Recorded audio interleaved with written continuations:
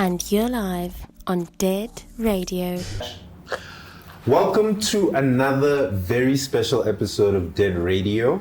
It's your boy Ini, and today we have a very, very, very special guest.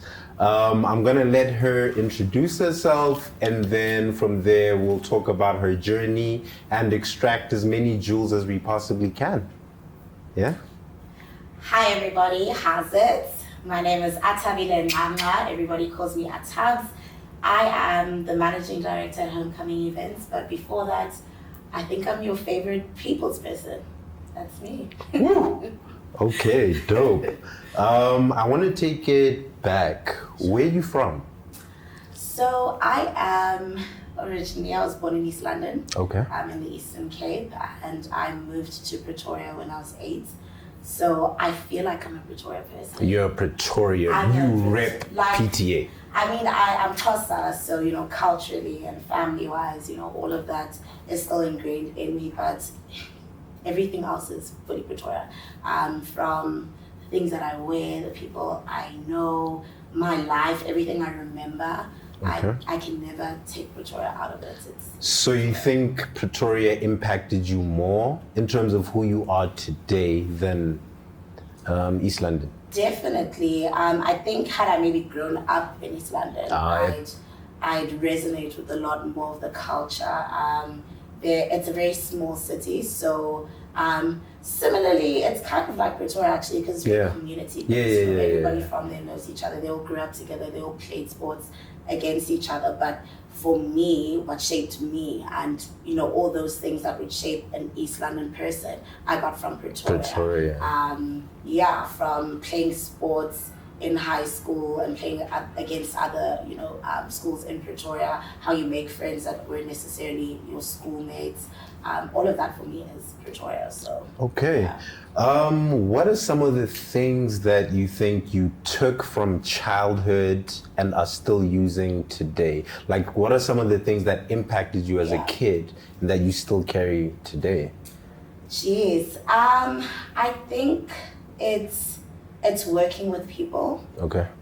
So like I said, I grew up doing a lot of team sports and extramural activities. Yes. Sports. So I wasn't exactly the most athletic person, I wouldn't say, but in my primary school years and all of that, I did like maths, Olympiads, and I did you know, a lot of academic extramural stuff. Okay. And in those extramurals, you needed to work with other people. You know, you guys did things against each other.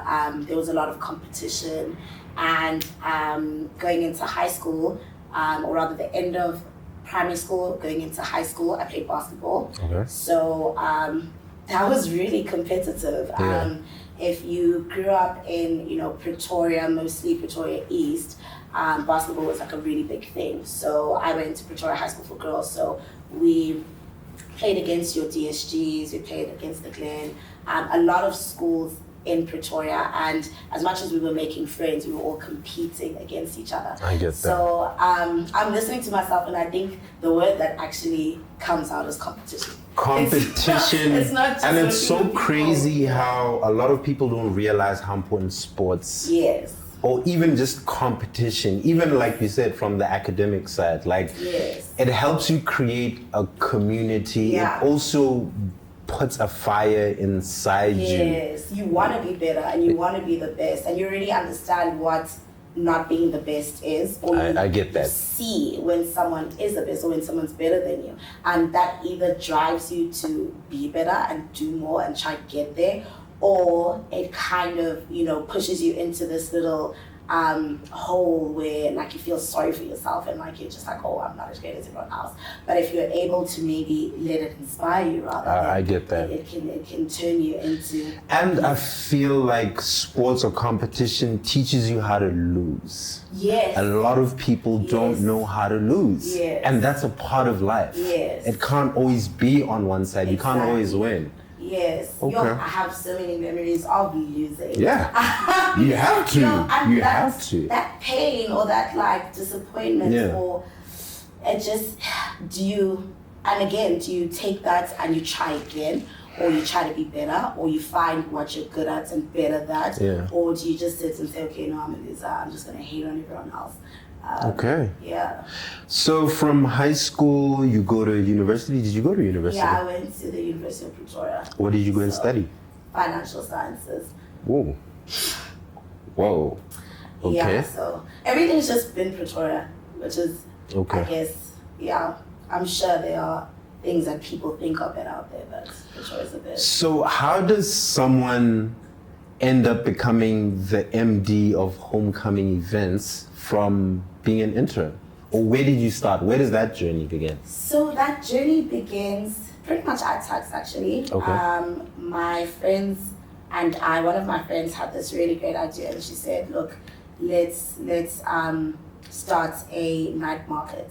Okay. On Fridays, at the time, Hatfield was very, pub-based, and I suppose it is still kind of the same vibe. What year is this around? Is around 2015 or so is when she actually decided to start. And then she said, and we were away for a friend's birthday or something, and she said, dude, please come help me with this night market thing, let's just do this thing. And I was like, okay, cool. I mean, it's not like we have any extramurals at Bartering. Let's just do that. So we might as well, do do something with our time. And we started the night market, and it was a really great idea. It was definitely something that she saw a gap. That, where people didn't have a lot of things to do on a Friday night that were different. Besides drinking. And I mean, you could still be drinking at the market, but you could also do other things and leave with something. And it started off a bit shaky. To be fair, none of us knew what we were doing. We just had my friend's really great idea and our love and support for her, and we just pulled it together. And it went really well. I think it took us about a year or two to start, selling out the market. Okay. Did you guys put up your own money? How does that even begin? She sourced out a lot of the money. A lot of it was like big borrowing. I get that. You pay one thing from something else and then just buy time here. I hear that.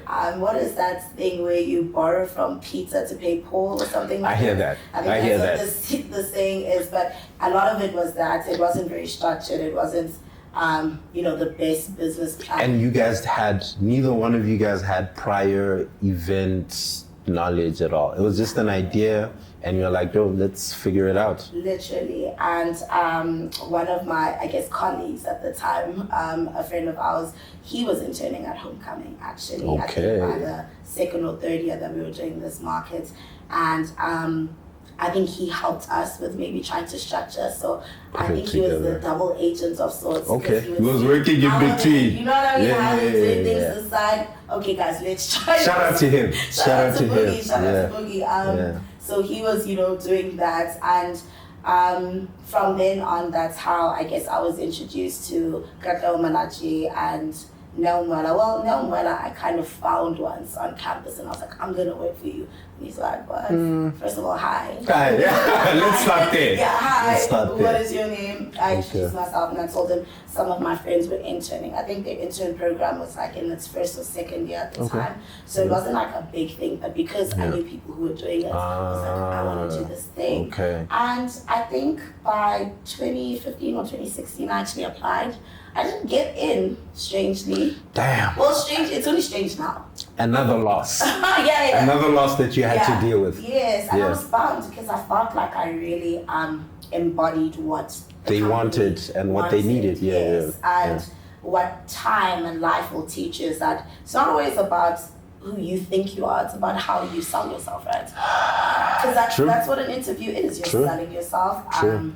Or just identifying the gap on their side and how you can fill it and being able to communicate that to say, this is what I think this company needs and this is what I have and this is who I am. And I don't think that at the time, at 20 or was it 2021, I was able to articulate that. I didn't even understand employment or businesses in that sense anyway. I just thought, these guys are cool, I feel like I'm cool. And so we might as well. We should be gelling. And at the time it didn't gel. And I think it was 2017 where I was doing a lot of social media promotions and work where for other brands, our markets. I think I stopped working on the market around 2017, actually, earlier in that year. But I was doing other brand work and stuff, and that was great. And it was really great, like pocket money and stuff. And then Malachi had approached me and said, look, we need some help pushing our Homecoming Africa festival. Can you help us out? And I was like, I'm actually available now, so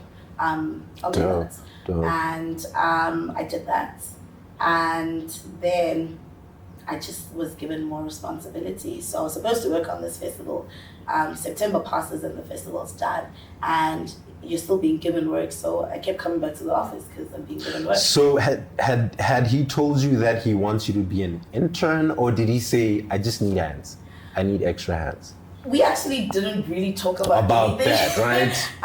The project was done. I got paid like everybody else. And then this new project pops up and we need to fill up F&B Stadium.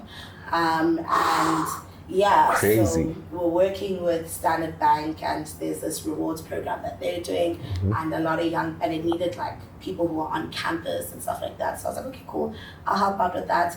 And I started working on that, and that went into December.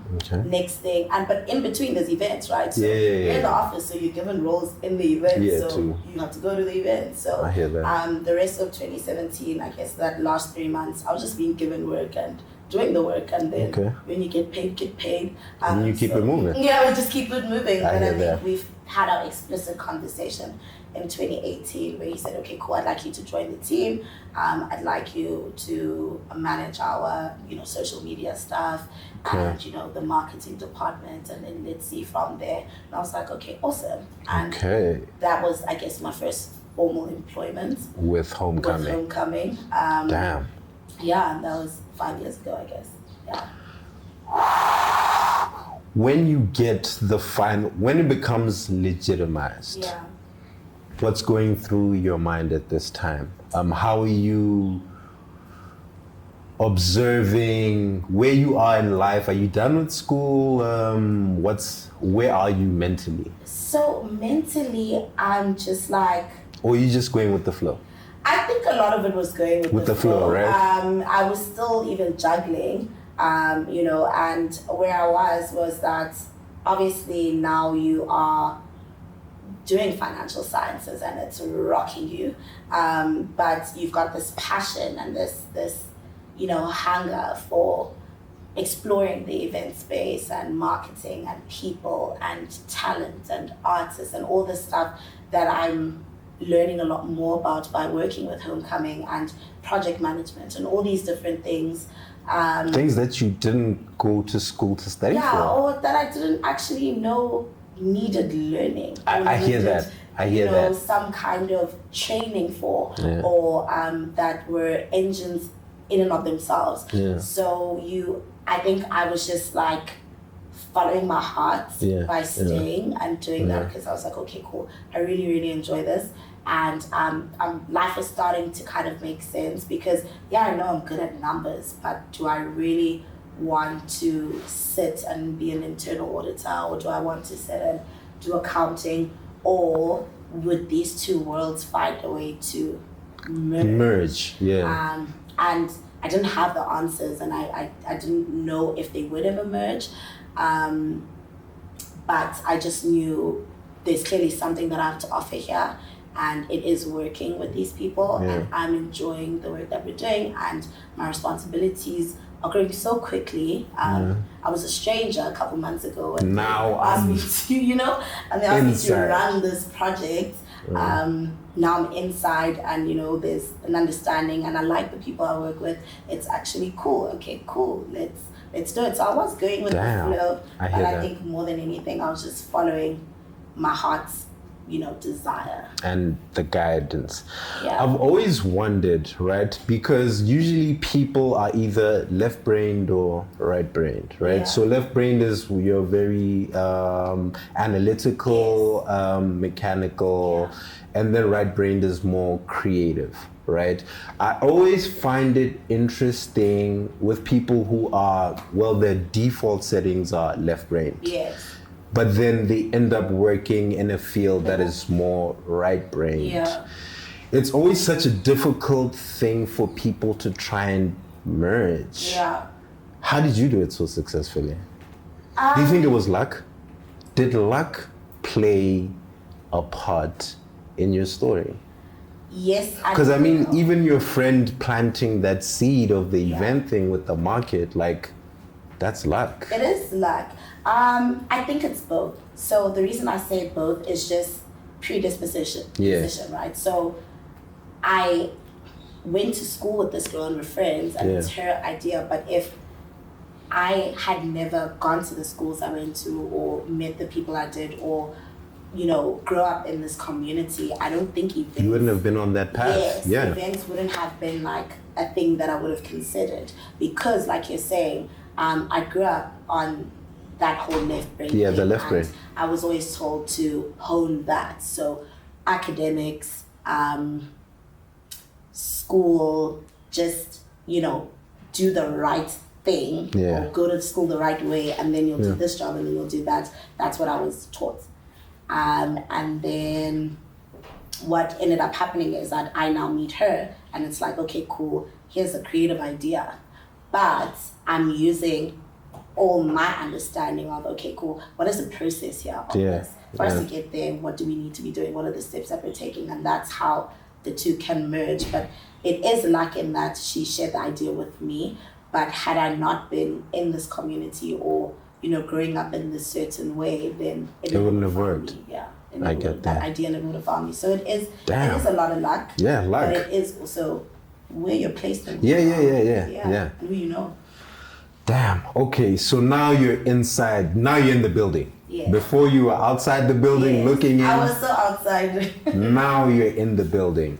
How does your mind, do you start gunning for, okay, I want to work here and work my way up, or are you still in the, let me just see where this goes? So, I think because it is and was a small business, it has grown a little bit now. In that there are a few levels before, you know, the MD, which is me. But woo! That's right. There are a couple levels before you get there, but at the time, you know, just the only people above me were the two founders. You know, so you don't really see it as I'm gonna go replace those guys. I hear that. They're the founders. In your mind, you always think that they'll always be there. So I don't know that the ambition was position driven more than it was growing the business driven or like impact driven. So in my mind, I started to see and understand where we were trying to go. And I was like, okay, what can I do to get us there? Because that's where my validation is going to come in. We went from here like this to here. And I played this role in doing that. Left brain. You know, and you know, this is the value I've added. And because again, we're a small business, so the wins of the business are directly, it's easy to link them to you, to say, you went and chased this client, you pitched this, or or rather, you know, as a team, we did that. So it's easy to see those gains. Whereas if you're in a very large corporate, you know, your idea kind of goes up and then someone refines it and it goes high and high and high. By the time it gets there, it's like... By the time it gets there, you know, the DAPs or what it looks like may not even look like what you presented, but it was kind of your idea, and you just hope your manager will say, shout out, because what you did was that, or ended up as that. I think, that's where that drive came from. It was just, how do I improve the space and how do we do more and how many initiatives can be impacted by our work. And, you know. I feel like a lot of people wait for the opportunity to come to them. You did the opposite in terms of like, okay, this is where we are and this is where I think we should go. Definitely. So I think there were no like roles posted to say you can end up as the MD, at this place, you know, but it was okay, cool.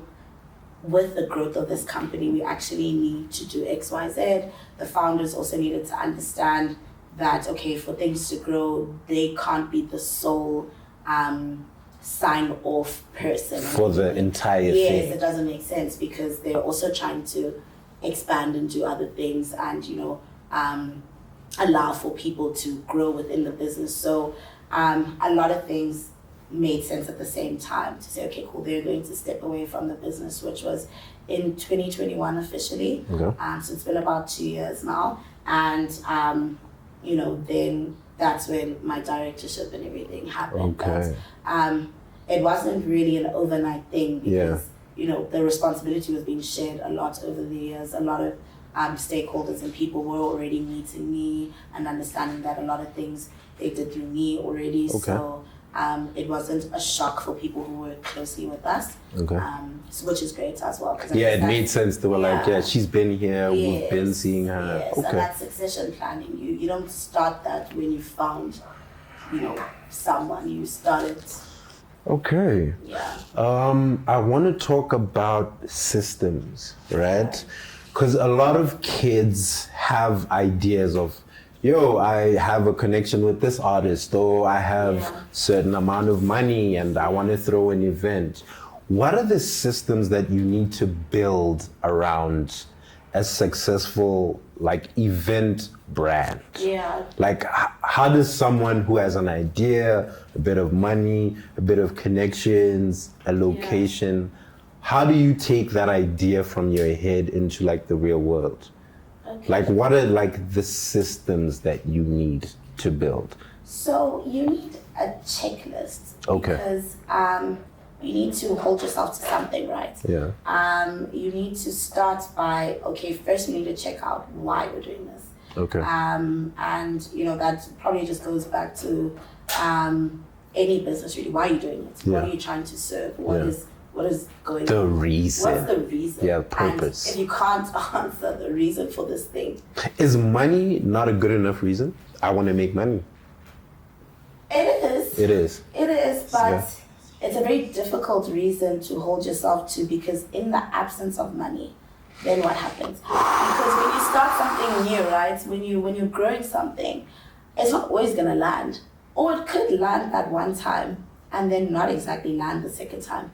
Do you leave it because technically your reason was that you want to make money? I want to make money, and now I didn't make money. So I now, lost money. do you realize it now?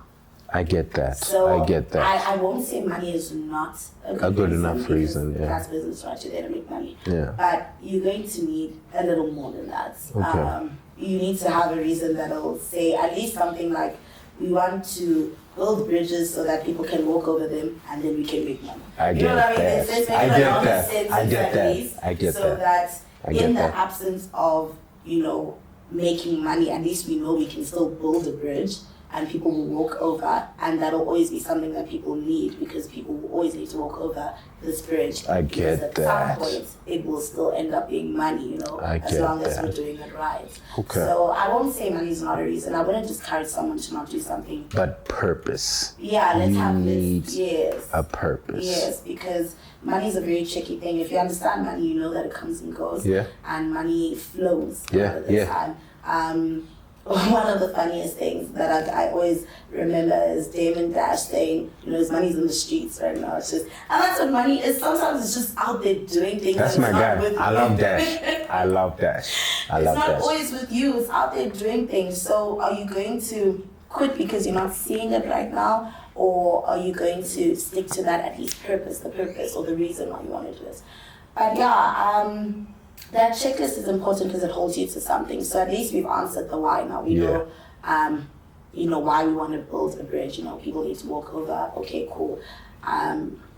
Then, what is it going to take to build the bridge? So now we are likely to be starting budgeting. Okay. Where's the bridge? How much does it cost for us to rent the space or to pay for the space for this bridge to go?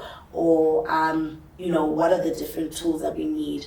And then we're now listing things. Okay. And in that listing of things and writing them down, you're obviously writing numbers. Yeah. And you're going to get closer to the truth of, can I actually do this? I get that. Because now it's starting to pile up. And even then, you still need to go back, because in your inquiring and you're finding out and you're searching for all these elements, you're finding out other things that you missed. So someone will tell you, you actually need a permit.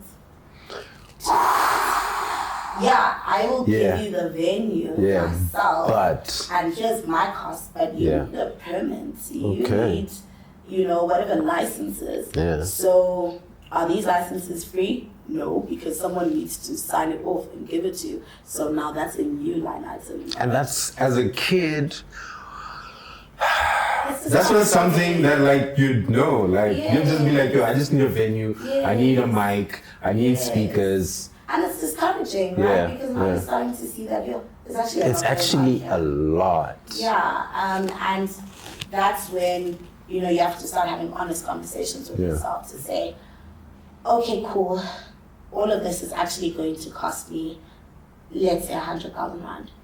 Do I actually have it? And am I willing to part with it? And the one thing that people usually do at this point is they go around asking for it. Other people's money. Yes. Yes. OPM. You go around asking for it, and I'm not saying you'll never get it, but people need a proof of concept or something. Has this ever even happened? Do we even know that it works? Okay. Do we know that it works? Do we know you know what you're doing for us to put our money into it? Do we trust that people even would like this? Do they need it? Again, now back to the purpose of it. So, would you advise a kid when he gets to that point where he's like, oh, I need 100K actually? Would you advise him, but he only has, let's say, 20K, 15K? Sure. Would you advise him to maybe start off with a smaller event, like way smaller? Just like you said, if you're using OPM, other people's money, they need a proof of concept. And for you to get to the point where you have a proof of concept, you actually have to put out a concept. Yes. So would you advise them to maybe scale it down, put up their own money, and then maybe make an event that's smaller, build from that, and then when they feel like, okay, I've maybe had 5-10 events, then now I can go to someone who has that 100K. 100%. Okay. I think even as big as everybody would see homecoming events to be, we still believe in scale. Okay. We don't just start things at, the biggest scale. The last number, Yeah. because you need to try things and you need to test them. Yeah. So that would be my first suggestion, to say, okay, cool, what are the really big costs here? Maybe it's venue related, maybe it's production related, because those are usually the biggest costs on any event budget. It's where you're hosting and the production quality. I would have thought it was the artist. That's crazy. Well, yes, I think for us. But I get what you're saying. Yeah. On your scale. Yeah, for us on our scale, it's, I think artists and production are on par, because we're then servicing mass. Okay. So if it doesn't help for us to then cheap out on the production and then get a lineup that's going to bring 5,000 people, and then the guy at the back can't even hear it, I hear so that. All are related. I hear that. But someone at that scale is probably going to have costs being more venue related, and then production and furniture and stuff that they need to rent out because they need to set the scene. The talent, again, what community do you exist in? So are you gonna go look for the biggest artists?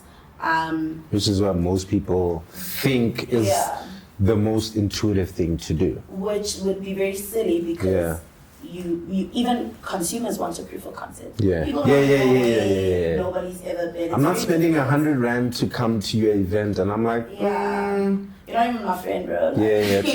True. So their costs are a lot higher in relation to them because they wouldn't have started anything. So the first thing I would say is go smaller. Okay. So if you feel like you are able to bring people together, rather piggyback off of a venue that already does things. Maybe there's a club that isn't so hype or popping on a certain day. Go to them and say, I think I can fill up this thing for you because I've got the traction of these people. And this is the community I exist in. And then stop there and see if people will actually come up for you. And then, you know, at that point, you're not paying for a venue per se. You are bartering on your value or something that you have that you can leverage off of, you know.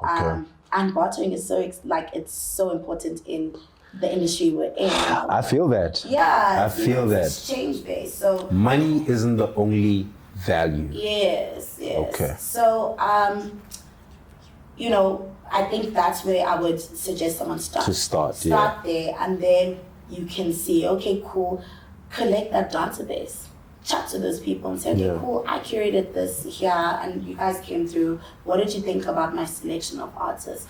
Or are there artists that exist in this community that you have that you can work with and say, okay, guys, this is what I'm trying to do. I'm going to need us to work together.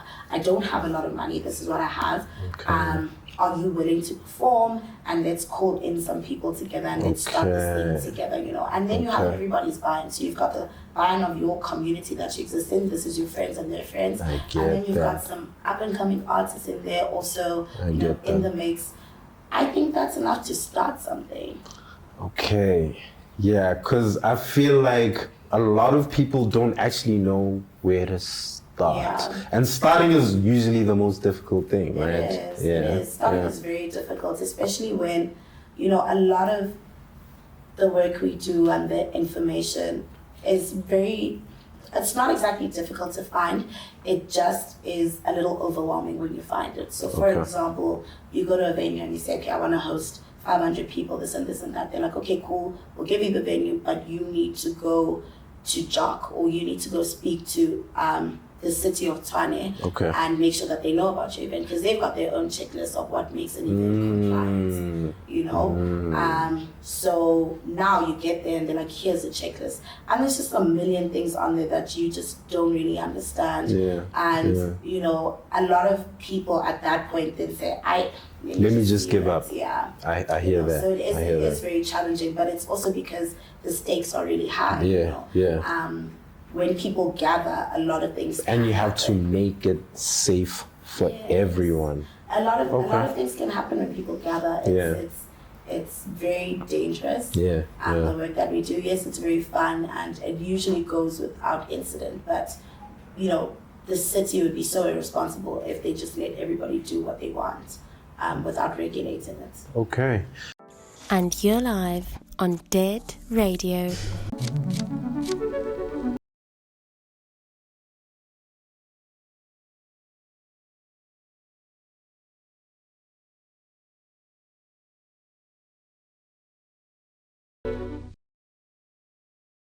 And you're live on Dead Radio.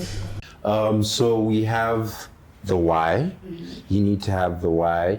And then from the why, you need to build your checklist. And then at the end of your checklist, that will determine, am I going for it or not? Well, what else do I need in my system? What other parts can my friends play in helping build this system? Because I've realized that it's not just about systems, whether you're playing sports, you're an academic, whatever. Systems are the things that win championships, basically. So what else do I need in my system? Do I need someone who understands finance? Do I need what else do I need in my system? So we're starting out, right? So it becomes very difficult for you to, you know, put too many people in this whole in this thing. Because then there's too many ideas. But I think using your checklist, you can sort of find people who know about something. Those specific, you know what I mean? So I go and I say, okay, do you know any MCs or someone who can help me? You know, carry this thing. You know, I know that you do this kind of work and all of that, so how do I? And then you go to someone else and you say, okay, cool, I need to get a liquor license. I know your mom does whatever, or your mom might be working in the government, maybe she knows where I the could licenses come from, and then I start, writing things down. So events also need liquor licenses? Yo.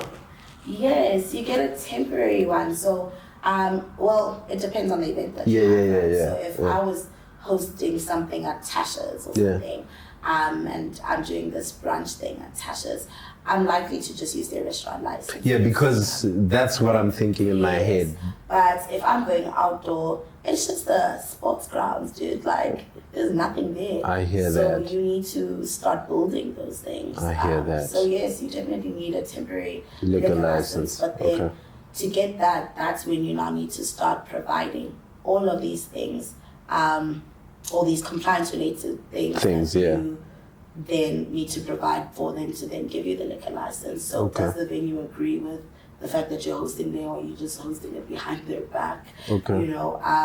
Just a lot of different things, and that's when they would award you this liquor license to say, okay, cool, it is safe, it's fine. And even then with, the municipality, they need that liquor license to then agree that you can then host. So do the police know about the fact that this event is coming? Just make sure police know. Have they assessed this event at, what kind of risk or what level of risk is it? Is it medium or high risk? If it's high risk, they're going to want a lot more from you. What are your security plans? Who's working there? What's going on? Does the fire department know? Have they sent a letter saying it's cool? So it just depends on the nature of the event, where they can classify how risky or not risky it is. So it's quite a bit of things, and that's why starting small is important. That's the best thing to do. Yeah, you won't always need all of that, because then you can learn how to do it with the smaller things. Okay. And then how do you think people should deal with disappointment in the eventing space, right? Because a lot of people say, I'm sure you guys have gone through it, you're expecting 5,000 people, and then only 1,000 people show up. How do you deal with blows like that in the eventing space? Like, especially when you put up your own money, you've bet everything on this. Like, how do you deal with a loss like that? I mean, me personally, I've lost money in events. It's very easy to lose. It's so easy. It's so easy. Yeah. I think you should already know why you're not gonna have 5,000 people. Before you get to see that there are only 1,000 people. Yeah. Because one, you will still try. You have to be so obsessed with the work and what you're doing, because then you would already see that if this thing is happening in a week, and I'm gunning for 5,000 and I'm on 1,000 now. It's not looking good. I don't think it's gonna get to 5,000 out of nowhere.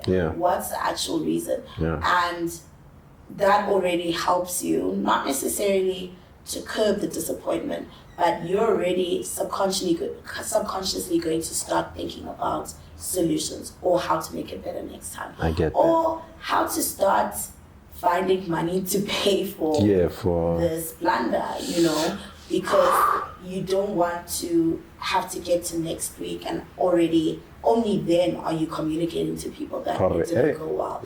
At least before it happens, you can maybe even try to scale down to say, the furniture I ordered for 5,000 people, I actually am only going to meet for 2,000, and this is me being wishful. I get so that. At least my furniture cost can maybe come down, to say, okay, cool, it won't be 5 Rand, now it's on more like 3 Rand, 2 Rand. Okay, cool, that's furniture. Then my sound and production, speak to the guys and say, look guys, we were anticipating 5,000, you've quoted me off of 5,000 people because that's the production you wanted to bring. But I'm anticipating maybe 1,500, maybe even 2,000 people. Can we scale down and do something smaller? So already you are trying to... You're lessening the blow, so by the time the day comes... It's not the first time now. I hear that. It shouldn't be a surprise for you. That is true. You're the one selling That the is tickets. true. You're selling the tickets. Yeah. You're checking and you're seeing where you are. You know if you're marketing has been subpar, or if it was short something, maybe there's something you can turn around in a week. Maybe the money that you're saving and scaling down can get you the one artist everybody that maybe, changes everything. Things. But it can't be that you are also waking up on the day saying, how? Where's everyone? I get that. Okay. So I think that helps in curbing the disappointment. At least, of course, you'd be disappointed because you had a goal and you didn't reach it. But like we said earlier, do you sit in the corner and say, I'm the loser in this? Or do you challenge yourself and say, okay, next time. Yes, next time. But now I've got a 1,000 or 2,000 person show now. How do I ensure that those 1,000 people who actually believed have the best time, so that everybody else who didn't believe or didn't see the value in this thing will be there next time? And you focus on the people who believed, and you've decreased some costs, you've decreased some risk. You might maybe add something to make it better, but now you need to focus on the people that you do have and say, how does this experience then become the best experience for them? Because that's who matters, the 1,000 people who came. Okay, I want to talk a little bit about marketing. Yeah. How important is marketing for events? Because I hear it's damn near the most important thing. It's really important. I think. And is word of mouth marketing more important than digital or whatever mediums you use? I think you have to treat them all with the same level of importance. Okay. You don't want to, what would I call it, shortchange yourself, right? So if you have the capacity and the ability to do both at the same scale and of the same, importance, then you must do it, because you can never have done too much. Yes, maybe something might sell out, but that's great. That was the point, right? You want all the people there. Great. But you can't say, I think my people are only on social media. I get and that. And then you get to the week of the event. And you're like, no. Yeah. You're short 4,000 people. That. So I get marketing that. is extremely important, but I think before marketing becomes important, you need to focus on the market itself, the community itself. Where does this event fall in the greater scheme of things? Who am I speaking to? How do you figure that out?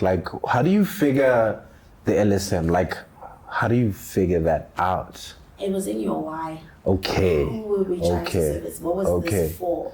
Okay. Right? So if I'm saying I'm doing this event for young Black women and I want us to feel really safe and have this really great experience, then already, I figured out who I'm trying to speak to. So I'm not now going to go to football Twitter. I get that. And then go event there, or doesn't make sense. Who have Rashford as their profile picture, doesn't make sense. I get that. So where do I find these young Black women that I want to speak to? Where do they exist? What do they like? What do they do generally on a Saturday or a Friday or a Sunday or whatever day it is? And I need to immerse myself there and speak to them about what they like and what they want to see. Because that's in my research and development phase, right? To say, what do we even like as young Black women, and these are the little elements that I'll put together to make my experience great. But I need to understand young Black women before I can then go and put a poster out I get that. And say, come to this thing, it's for you. Am I going to Pilates classes now because I know that's the in thing with young Black women? Because now I'm making friends in there. I get and that. That's who I'm inviting to this thing. I get that. So word of mouth is really important there because it's in that community and they're going to tell their other young Black women friends. And, at least that would have been sorted. I get that. People are talking about it in the spaces that it's supposed to, be relevant to.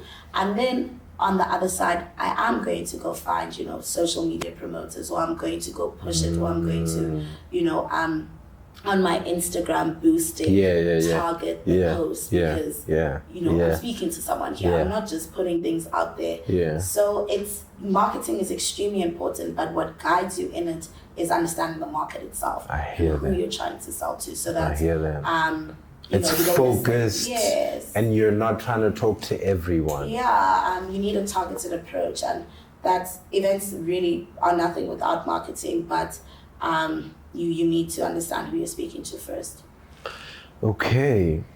And then I want to talk about relationships. How important are relationships? Because we all know on a surface level how important relationships are. But in terms of like throwing events, how many different relationships do you guys have to like manage and maintain? Yeah. And how important is that to the business? Your relationships are so important. Everything. Events you can almost look at as like an ecosystem of sorts, because there's so many different elements that go in there. You've got the talents and the artists and all of that. Then you've got your production and your stage and your lighting and all of that. There's community in and of itself. There's people there, people who get all the work, people who don't get a lot of work, people who are in between, people who can service certain events but can't service others, people who can do everything, people who are a lot more expensive because they can do everything. There's that, there's your vendors and people who sell things, bar companies, there's the furniture and the decor people, there's then your third-party ticket merchants, and how their things work, and them crashing sometimes, and things not working on the day. Then there's the staff itself. Do they believe in what you believe in? Are they invested in the work? Are they just there to get paid for the day because the work was there or whatever? Is it people who want to learn more from you? Is it that guy who had 15,000 Rand only and can't exactly host his own event, but maybe can work at yours to actually understand the magnitude of what he wants to do? I get that. There's, a lot of different elements, and you have to, as much as it is overwhelming and, a lot, you have to care about every element. So how do you communicate with these people? Do you support the things that they do? Because it's a two-way street, right? It can't just be one way. Exactly. Then when COVID happens, what does it look like then? What does it look like then? Had you treated them very well enough for you to say, okay guys, we're about to try something we've never done before. It doesn't actually make any sense given COVID, but it's the best that we can do in this situation right now. We can't exactly afford a lot, but what we can promise is that we will do the Breakfast Club every week, and we will do 2 of them every week. Yes, it's only 200 or 250 people because the actual regulations only allow us that, but we will do it every week. So the 5 Rand you could have gotten from me during normal days, it's not necessarily going to be 5 Rand. It might be 50 cents, 50 cents, 50. But after 10, it'll be 5 Rand, I can guarantee that we will keep doing this thing because we all need it. And it's in things like that. I think transparency goes a long way. It's something that's very challenging, I think, and it's something that, we try to fix. We're not always perfect at it. I don't think that we are always the best at communicating, because you want to fix things and you want things to go well all the time. And you might be in your little corner fixing things, but what you actually miss is that if I just tell Ini, did I actually have this challenge right now? True. And this is what I'm trying to do to fix this challenge, so that by the time that I need to settle you or whatever, I'm good. I already understand. You can already start planning. I hear that. But if I tell you 2 weeks, no matter what. Now it's 3 weeks. At times, it's been 3 weeks. Do you guys have specific people who deal with relationships, or is it top management? So because I know relationships is all about like people skills, and not everyone has people skills. I might be great at organizing things, but I'm terrible with people. Yes, that's true, and it is top management, but you have to teach the people how to work with people. So they might not necessarily be the direct contact for things, but let them be copied in the emails. Let them be at the meetings taking notes. Let them be exposed to stuff so that when their time comes, then they have It's way easier for it's them. way easier, Yeah. but then they're also not strangers. Yeah. The same thing that I said when, With you. I wasn't always perfect or always very good at speaking to people, because I also didn't know that there's ways of speaking to certain people in certain ways. True. And it just depends on the departments, the various departments, where we say, okay, cool, you guys deal with these suppliers, and your manager will then be the lead contact with a lot of things, but you at least need to know. And when the manager feels like, okay, cool, you can actually take over this artist competition, then you can do that. And that's been our approach throughout the years. We also even let a lot of the interns work with some of the smaller artists that we're trying to grow and build, because they become the Dib and Gogos that I have a great relationship I with. hear that. And they become the Focalistics. They become all the big artists because we grew up together. They grew up seeing me running around. Community. Yeah. And community. Yeah, they grew up watching me and how I grew in Homecoming, and I grew up watching their careers, and we supported each other in the same ways. We weren't all always leading in our fields or anything like that. We just grew up together. So in that sphere, you can manage. The ones where the relationships have been there for way too long and they're a lot more intricate, you'll leave at top management. But ones that are new and all of that, you let your staff get to know people, because that's succession planning, right? I hear that. You're not always going to be there. So at some point, they also need to be able to carry things and hold down forts. And that, it's community. System. Yeah. What's one of the things you guys learned from COVID? Because a lot of events were hit literally in the face. Weren't expecting it, didn't think it would last that long. But what is like the thing that sticks out for you in terms of like COVID? What did you guys learn about COVID events? And say COVID happens again in 10 years. How will you guys like work that since you've been through it? I think the one thing that we really, really learned was how to adapt and pivot. I don't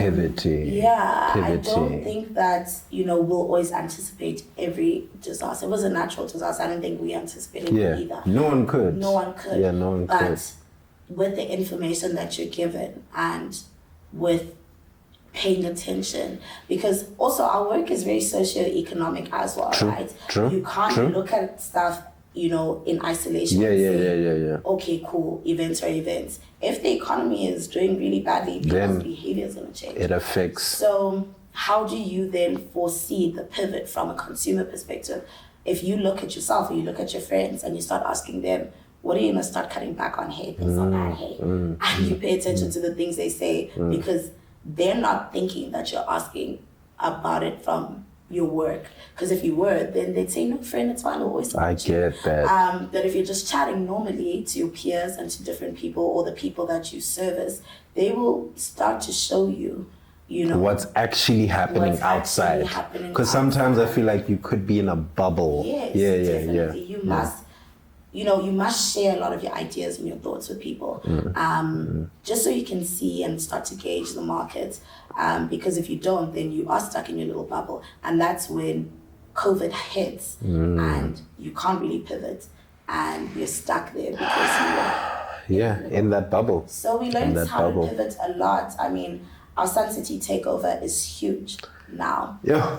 And was that because of It started in COVID. Okay. I mean, people had a lot of disposable income because they were working from home and they couldn't travel. And then you find that people are 34 and they've never been to Sun City. And it's like, that's crazy. What do you mean? Yeah. It's a real thing. Because it was always very aspirational, or something that people saw as when I have a family.